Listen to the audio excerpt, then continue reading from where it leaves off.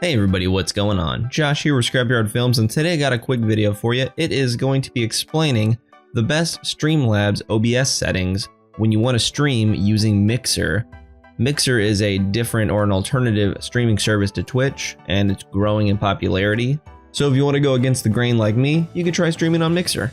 A really awesome feature that Mixer has that Twitch doesn't is that it has an FTL function, which is called faster than light. Normally on Twitch, it takes about 6 to 10 seconds for your video to actually reach the viewer's eyes, and then they can respond with questions and whatnot. But with FTL, you're looking at like 2 to 4 seconds. So it's really fast. If you don't know what Streamlabs OBS is, it's this awesome program that is designed and based off of OBS for streamers to help you guys game, and has a bunch of little widgets like this and built-in features to make streaming awesome. It's totally free and you can download it in the description below. So let's go ahead and get started. In Streamlabs, if you go up to the top right, you'll see this gear icon. Let's click settings. And first thing we want to change is stream. In stream, we go to our service and choose whichever one we want. Mixer has two. We have Mixer FTL, faster than light, which is going to be putting a little bit of a strain, a little more strain on your computer. And then we have Mixer RTMP, which is basically the same as Twitch, where your video appears in the viewer's eyes about 6 to 8 seconds after you've said and done it. So the best one I've found, if your computer can handle it, is Mixer FTL. So we're gonna go with that for this demo. And then we can let the server be chosen automatically and then put in your Mixer FTL stream key. And once you're done with that, let's go to video. Most people have a 1080p monitor, so your base canvas resolution is probably gonna stay around 1080p. Your output scaled though, we want to drop that down to 720p. This isn't going to affect your game or your gameplay, it's just going to scale your footage down so it can be easily uploaded to Mixer, and so your viewers can have a better viewing experience. Downscale filter, you can do bilinear, bicubic, or Langsaus. If you have a really good computer, you can do Langsaus. If you have a pretty, not good computer, you can do bilinear. So just to be safe right in the average, we'll do bicubic. Common FPS type, we want to keep that right here. We don't need to worry about these two. Common FPS value. Now here's where you can do a little bit different in Mixer. Mixer is very good with 60 frames a second. So if you have a decent upload speed for your internet, you can do 60 frames a second and your viewers will have a much better viewing experience.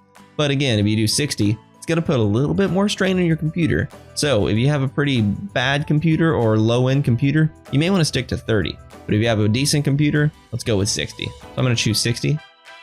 And then once we're done with that, let's go up to output. Make sure your output mode is in advanced. And then we'll go down to the first tab of streaming. Audio track 1, unless you're mixing a bunch of different audio sources, you won't need to change this up. Encoder, we're going to choose x264, which is your processor. And then we want to uncheck enforce streaming service encoder settings, because if you have this checked, it tags in with Mixer and says, hey, what's the best settings you think are for me?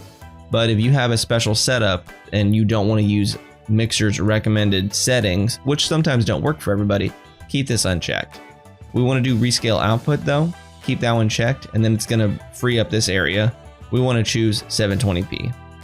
Rate control, we have 4 options here. You really don't have to worry about the last one, CRF, which is constant rate factor, but we're going to start with CBR, which is controlled bit rate. This basically means you tell it a bit rate and it tries its best to keep it right at that bit rate.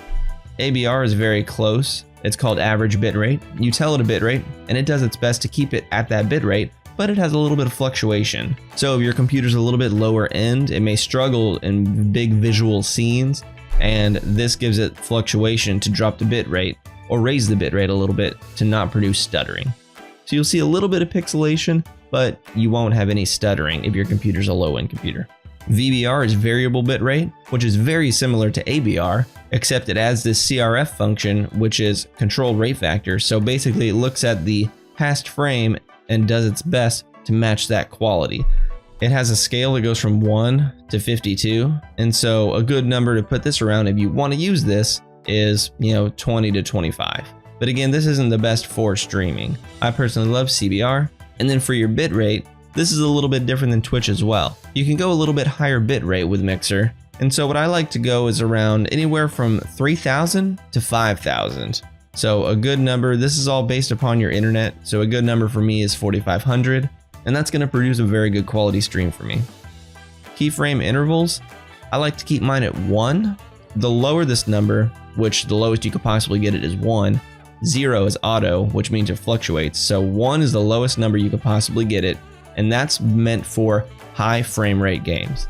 2 and 3 are meant for lower frame rate, slower visual games. So if you're playing chess or something like that, then yeah, you can do 2 or 3. That's gonna make your stream look a lot better for no action going on. But if you're playing, Fortnite or PUBG, then yeah, you wanna use number 1. CPU usage preset. This basically means processing power. So if you have a pretty weak processor, you wanna do ultra fast, super fast area. If you have a really good processor, you wanna do placebo or very slow. So I have a pretty good processor, but I don't want to overload it, so I choose medium. I've tried slow and slower in the past, but it seems that even if you go under medium, it's going to be starting to look a little bit odd. It kind of frame drops and gets a little laggy, even with a really good processor. So I found medium is a really good option for me. And I have a Ryzen 1800X processor, so adjust from that. Profile, we got baseline, main, or high. High makes your stream look better for people who are watching it on computers. Main makes your stream look better for people who are watching it on phones. So for the most part, people watch on computers, so I like to choose high. Tune, don't worry about that. X264 options, don't worry about any of those. And once you've done that, you just hit done, and then you are good to stream. This is going to provide you the best stream settings for Streamlabs OBS for Mixer.